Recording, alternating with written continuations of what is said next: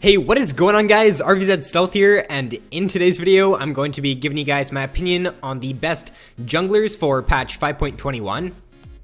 So first up, I have Rammus. Now you guys might be a little bit surprised about this choice here, but I think that Rammus is really underrated right now, and I definitely think he should be seeing more play. We're seeing a lot of warrior junglers being played. We're still seeing a lot of devour junglers being played. So Rammus is a really good pick against them because he can just build full armor if the enemy team has like usually if the enemy team has 3 AD champions, I would definitely recommend picking Rammus because he can just build armor and then he can deal so much damage while still being really tanky. I would definitely recommend picking Rammus into Master Yi though. Like if the enemy team picks Yi, just insta-lock Rammus because Rammus absolutely craps on Yi in the mid to late game because when Rammus just gets armor, he can just taunt Yi in every single team fight, and when Yi's auto attacking Rammus, then he'll basically be killing himself. So if the enemy team does lock Yi, just please lock Rammus because Rammus is just such a good pick against Yi, and there really should be no reason for a Yi to be really successful because he's got so many counters, and I think that Rammus is definitely one of the best ones to him. So on with the pros to Rammus though are that he's just really good against the meta champions in the game right now because we're seeing a lot of AD champions being played. Like in the top lane, the meta top laners are like Darius and Garen. In the mid lane, I'm seeing a lot of like Yasuo and Zed being played right now. And in the bot lane, obviously the AD carry is going to build AD. So I think that Rammus is just all around a pretty strong pick right now. He's got pretty good ganks as well with his movement speed from his Q, and then he can follow that up with his taunt, which is, it just brings for really good CC, and you should at least blow the enemy summoners when you gank in the early game as Rammus. His taunt is really strong as well, especially once you get that maxed out. It's a 2 or 2.5 second taunt, and if you get that off on a high priority target in a team fight, you're basically going to be able to blow them up before they even get out of the taunt, as long as your team is with you. He's also got very good mobility with his Q. I would also recommend rushing, or not rushing, but picking up Home Guard's mobility boots on Rammus early in the game because it just allows him to get around the map really, really quickly. And like I said before, he is like a must pick if the enemy team does have like 3, or even if they have 4 AD, just insta-lock Rammus because you're going to do really, really well in the mid to late game.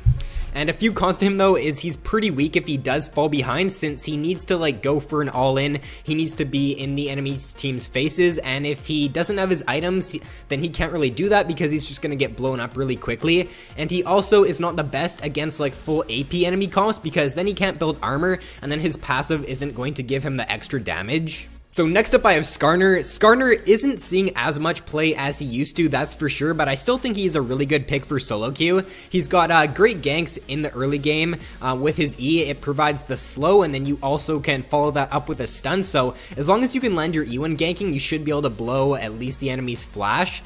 His level 6 ganks are really, really good as well, some of the best in the game. As long as your team follows up wherever you are ganking, then you should be able to pick up a kill as him at level 6. His shield is also really nice for just soaking damage in team fights, and it also gives him that movement speed buff, so it just allows him to get around the map quicker. His shrines allow him to just be a really strong duelist as well. If the enemies end up fighting Skarner in his shrines, then if it's in the mid to late game, he's pretty much going to win that duel every single time because once you get to that mid to late game, his shrines just give him more movement speed, they give him more attack speed. So don't fight a Skarner in his shrines if he's like even with you in the mid to late game because you're probably going to lose that. And he also is a really good duelist.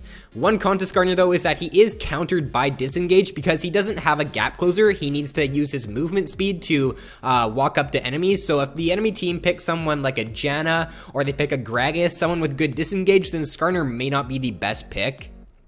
Next up, I have Kindred. So I haven't played a lot of Kindred, but I've been seeing her in almost like every single rank game. She's kind of like a pick or ban right now, and I definitely think that she is a very strong champion in the right hands. So pros to Kindred are that she's a ranged jungler, so this just makes her a lot stronger than most of the other junglers in the game because she's got that range, and she can just be a lot safer in team fights, and she can just deal a lot of damage while still staying at a safe distance. She's got pretty good kite as as well with her Q and with the slow on her E, and her mobility is pretty good with her Q as well. Her clears in the jungle are actually quite good too. I was surprised that her clears were so good for a ranged champion, but she can actually tear through the jungle quite quickly. She does have pretty good ganks as well because she is ranged, and she also does have the slow on her E. Initially when I saw Kindred, I thought her ganks would be pretty weak because she does not have like a stun or a taunt or anything like that, but her ganks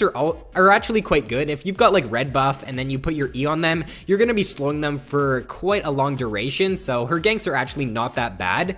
And her ultimate is one of the strongest and most stupid ultimates in the game, in my opinion. I think that it's such a strong ability, and if you can use it in the right situation, you can just turn a team fight around, but you can also use it to the enemy team's benefits. Like, I find that I'm playing with some Kindreds that don't know how to use your ultimate correctly, and they allow the enemy team to live, or for example, they don't use their ultimate when your teammate's dying, and then your teammate just ends up dying when they could have lived. So I think it's definitely a little bit of a harder ability to use because you got to judge when the right time is to use it, but it's a very strong ability if used correctly. And she also does scale really well into the late game as well because of her passive. She does that percentage health damage with her passive. And a few cons to Kindred though is that she's pretty squishy, so if your team is lacking like a tank, then Kindred may not be the best pick in that situation because you're probably not going to want to build like tank Kindred.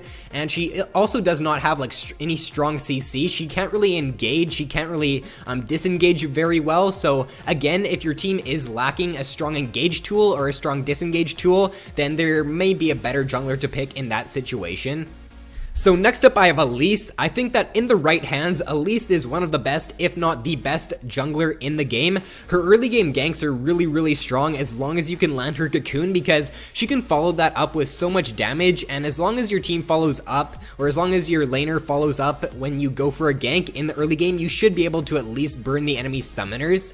And she does also have very good clear speeds as well. She does the percentage health damage with her Q, and then she's also got that bonus attack speed with her W, which just makes her clears really good. She's a great duelist as well, especially if she does land her cocoon and catch an enemy out. You're pretty much guaranteed to win that duel every single time.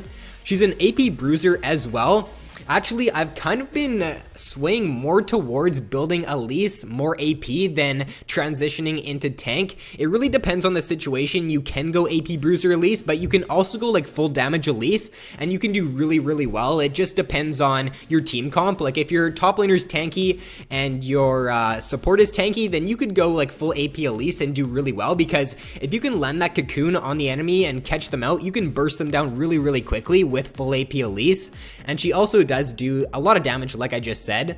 And one con to her though is that she's a little bit harder to play because she does rely on landing her cocoon, and she also does have a lot of different combos that she can use. And last but not least, on the top 5 for this patch, I have Xin Zhao. So pros to Xin are that he's got a lot of lifesteal. Once he picks up the Blade of the Ruined King, and with his W, he's just going to get a lot of health back when he's farming the jungle, and it also makes him a pretty strong duelist as well. He also has great CC, his E, his Q, and his ultimate all provide some sort of crowd control, which makes his ganks really good at level 6, and he's also got some of the best early game ganks in the game as well, because he's got the gap close on his E, which is also a slow, and then he's got the knock up on his Q. So when ganking in the early game of Xin Zhao, you should at least be able to blow the enemy's flash. He's also pretty strong at all stages of the game. Once you get your Sated Devour as Xin Zhao, then you're going to start to do a load of damage, and he can just transition into tank after he does have Sated Devour and his Blade of the Ruined King, and he can still do a lot of damage as well. And he is a great duelist too, just due to the Sated Devour item that he picks up, and also the Blade of the Ruined King, and he does have the gap closer on his E, which is really good for ganks, like I said before. One con to Xin Zhao though is that he can get kited pretty easily when his E is on cooldown. So first up on the honorable mentions, I have Rengar. I think that Rengar is a pretty good pick as long as you can get successful ganks off in the early game. He doesn't do very well if he falls behind, because he's an all-in champion and he needs to assassinate a target in a team fight for him to be useful, and if he falls behind, he's not going to be able to do that. So when you're playing as Rengar, make sure to get a good gank off once you get your ultimate, because if you can do that, then you can snowball really hard, but if you can't, then he's not the best pick.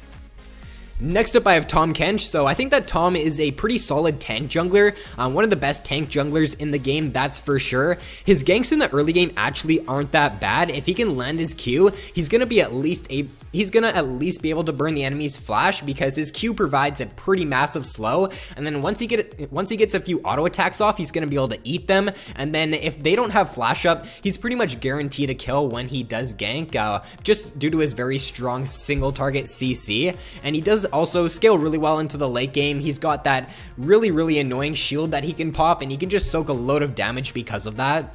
Next up, I have Echo. So Echo is one of the best Runeglaive junglers in the game, besides Elise. He's definitely got very strong early game ganks, especially if you know how to use his W correctly, and he can also do quite a bit of single target and AoE damage as well in team fights. He is a little bit harder to play though, in my opinion, because his ultimate, it can be hard to judge when to use it, and his W also can be hard to line up. So once you take the time to learn Echo, I think he's a great champion, but he definitely isn't the best champion for everyone.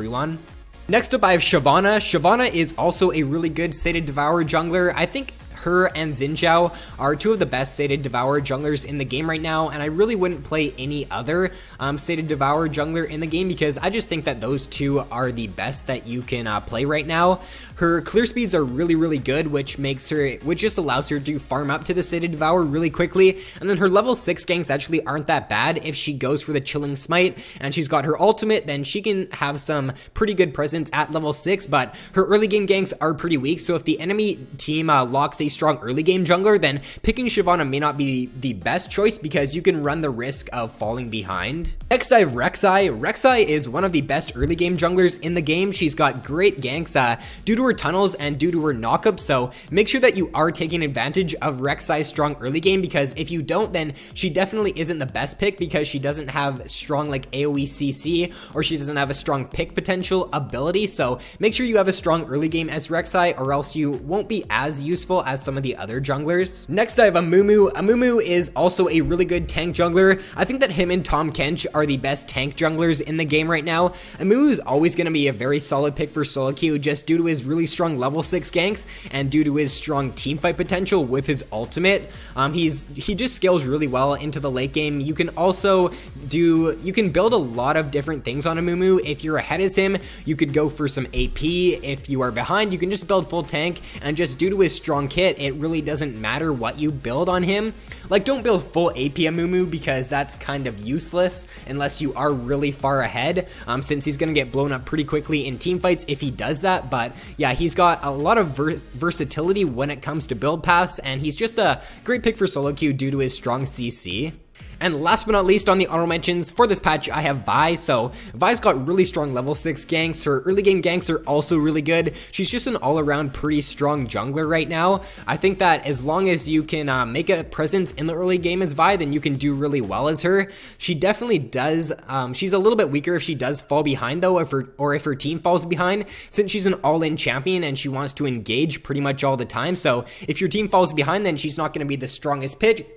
She's not going to be the strongest pick, since she doesn't have like strong disengage. She only has engage. So that is all for the video, guys. If you enjoyed, then be sure to drop a like and subscribe if you haven't already. So thanks for watching, guys. Have an awesome day, and I'll see you in my next video.